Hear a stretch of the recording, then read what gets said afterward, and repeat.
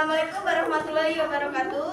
Waalaikumsalam warahmatullahi wabarakatuh. Selamat siang teman-teman, kami dari kelompok 4 akan mempresentasikan materi tentang narkoba, psikotropika, dan zat adiktif lainnya atau yang sering disebut dengan nafsa.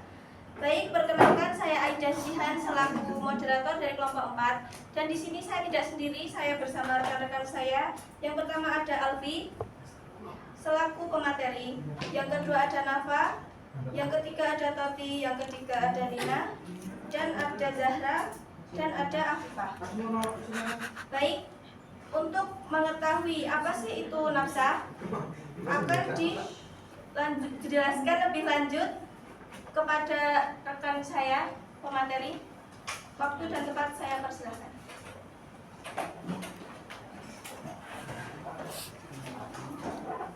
Baik, terima kasih teman-teman. Saya akan menjelaskan tentang apa itu nafsa.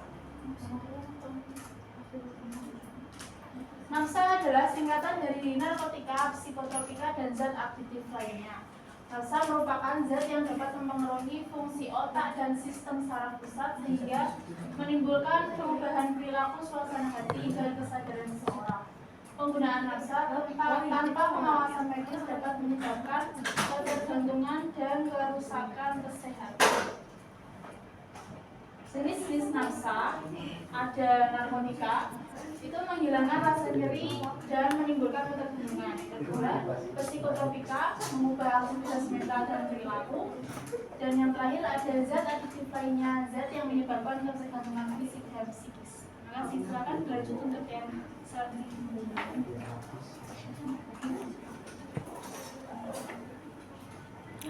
Dan ada contoh narkotika yang pertama opium atau candu dan morfina, berasal dari getah tanaman papaver somniferum atau tanaman opium, digunakan dalam dunia medis sebagai obat penghilang rasa sakit, tetapi penyalahgunaannya menyebabkan ketergantungan berat.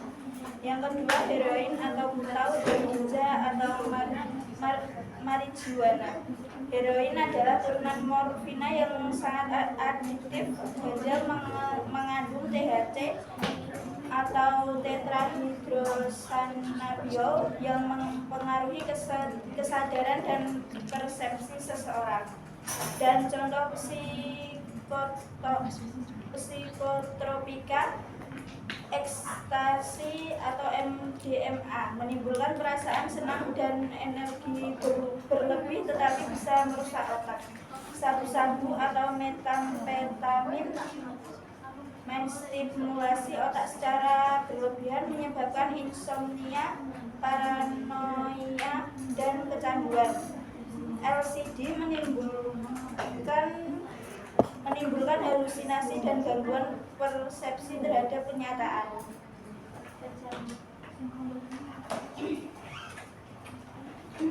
Baik, selanjutnya contoh zat aktif lainnya. Yang pertama rokok yang mengandung nikotin, alkohol, lem, tiner, atau bensil yang mengandung inhalan. Dampak penyalahgunaan nafsa yang pertama fisik, kerusakan organ tubuh seperti otak, hati, jantung, gangguan pencernaan dan tidur.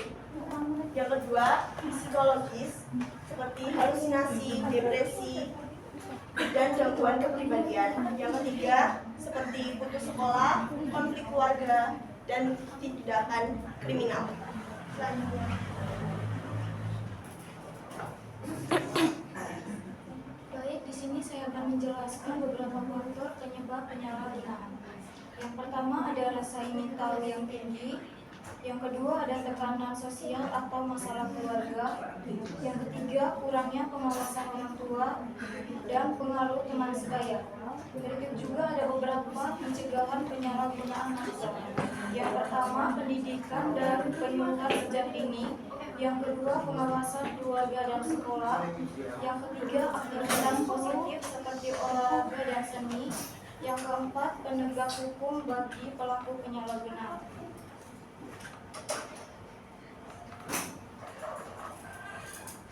Selanjutnya ada peran masyarakat dan pemerintah agar masyarakat melaporkan jika ada penyalahgunaan.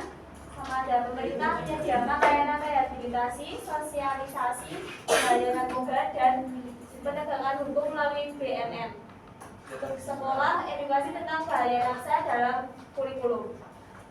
Kita dapat simpulkan ya teman-teman, naksa adalah zat yang dapat mengubah fungsi otak dan perilaku manusia. Penyalahgunaannya menimbulkan dampak serius bagi kesehatan fisik, mental, dan sosial. Faktor utama penyebabnya ialah kurangnya pengawasan, pengaruh lingkungan, dan rasa ingin tahu. Pencegahan harus dilakukan sesuai edukasi, pengawasan keluarga, serta penegakan hukum dengan kesadaran dan gaya hidup sehat. Kita dapat terhindar dari naksa, dari bahaya naksa, dan menjaga masa depan yang lebih baik lagi. Sekian materi ini saya kembalikan kepada moderator. Baik, terima kasih kepada rekan-rekan saya. Itu adalah materi yang tentang naksa. Adakah yang ingin ditanyakan kepada teman-teman tentang materi tentang naksa? Baik, silakan sebutkan nama dan asal kelompok. Nama saya Lita Nurlita dari kelompok 1 izin bertanya, apa perbedaan jenis narkoba yang beredar di pasaran? Terima kasih. Baik, saya tampung. Ada pertanyaan yang lain? Saya Mei dari kelompok 2 izin bertanya. Jelaskan dampak penggunaan naksa terhadap kesehatan fisik seseorang. Baik, saya tampung. Ada pertanyaan lain? Perkenalkan, saya Sabrina dari kelompok 3. Saya mau bertanya, apakah orang yang sudah terlanjur menggunakan naksa dan ingin berhenti memerlukan pengobatan khusus? Terima kasih. Berikutnya akan dibantu jawab oleh rekan saya. Terima kasih kesempatannya.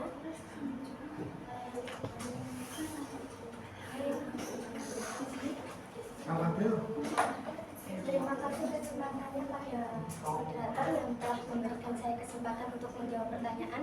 Yang nomor 1, pertanyaan dari Kak Lintang dari kelompok 1. Apa perbedaan jenis narkoba yang beredar di pasaran? Izin menjawab. Perbedaan jenis narkoba terletak pada kandungan kimia, cara kerja, dan efeknya terhadap tubuh. Misalnya, kokain merangsang sistem saraf pusat, sedangkan heroin menekannya. Apakah jawaban sudah puas, Kak Lintang? Iya, sudah. Terima kasih. Untuk yang pertanyaan nomor 2 akan dijawab sama rekan saya. Baik, terima kasih atas waktunya. Saya akan menjawab pertanyaan yang kedua. Jelaskan dampak penggunaan naksa terhadap kesehatan fisik seseorang. Penggunaan naksa dapat menimbulkan berbagai gangguan kesehatan fisik yang serius. Zat ini bekerja dengan menekan atau merangsang sistem saraf pusat sehingga menyebabkan tubuh tidak berfungsi normal. Dampak antara lain yaitu kerusakan organ tubuh seperti hati, ginjal, dan jantung karena kerja organ menjadi berat untuk menetralisir racun. Yang kedua, gangguan sistem pernapasan terutama bagi pengguna yang menghisap zat seperti ganja atau sabu. Yang ketiga, menurunnya daya tahan tubuh sehingga mudah terserang penyakit.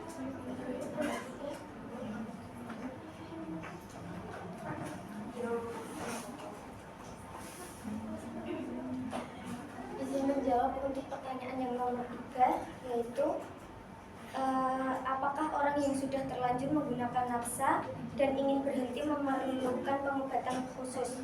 Jawabannya iya, pengguna naksa yang ingin berhenti sangat diperlukan pengobatan khusus seperti detoksifikasi, terapi medis, dan dukungan keluarga untuk mengatasi ketergantungan dan gejala putus zat. Terima kasih. Baik, terima kasih atas pertanyaan yang telah diberikan. Berikut presentasi yang dapat kita sampaikan tentang materi naksa. Ada kurang lebihnya mohon maaf. Wassalamualaikum warahmatullahi wabarakatuh. Waalaikumsalam.